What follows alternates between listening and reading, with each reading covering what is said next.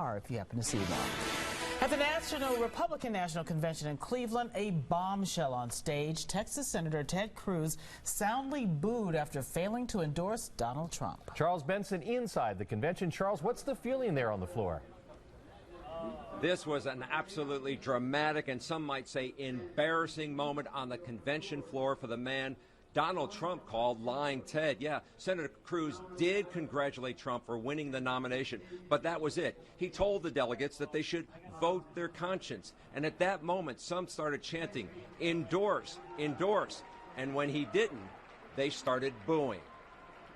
We will unite the party, we will unite the country by standing together for shared values, by standing for liberty.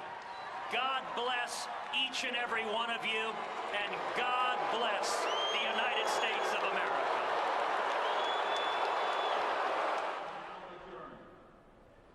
And this was a stunning moment that even angered the Wisconsin delegation. Keep in mind, Wisconsin voters backed Cruz in the primary.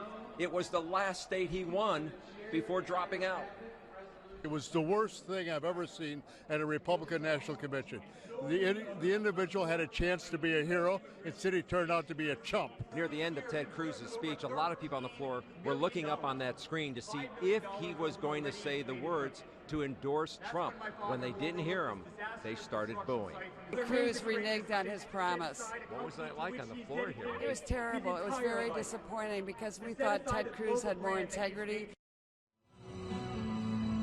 Now, it was a much better night for Governor Scott Walker. He did mention Donald Trump's name and made the case on why he should be the next president. Hillary Clinton is the ultimate liberal Washington insider. If she were any more on the inside, she'd be in prison. But the night belonged to Donald Trump's vice presidential pick, Indiana Governor Mike Pence. He was introduced by House Speaker Paul Ryan, who was the VP candidate for years. Pence shared his story to support Trump. You know, the choice couldn't be more clear.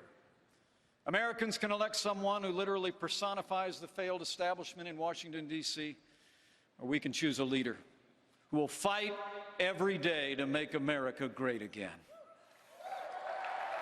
It's change versus status quo. And my fellow Republicans, when Donald Trump becomes president of the United States of America, the change will be huge.